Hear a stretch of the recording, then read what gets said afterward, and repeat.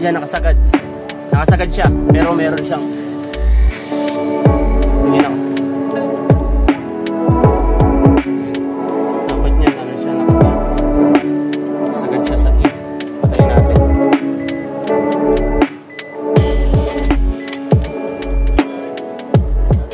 Meron pa rin. Naayos na po na. Ayun o. Dapat nakabagsak siya, nasa ilang siya. Meron pa rin siya. One part. May problema yung sender. Titingnan natin kung yun talaga. Palitan natin.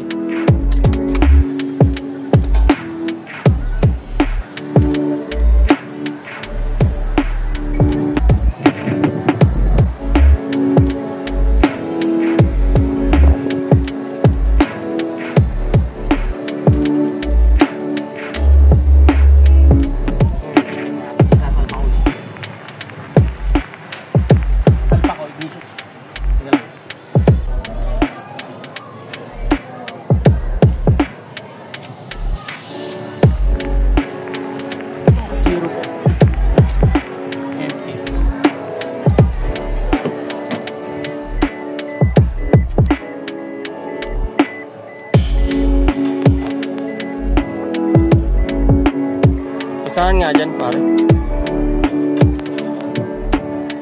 Okay na. Kasi basa. Wala. Ayun sir, hindi na po siya umangat. Okay, tingnan lang ho natin kung babalik pagka kinabit sa tangke.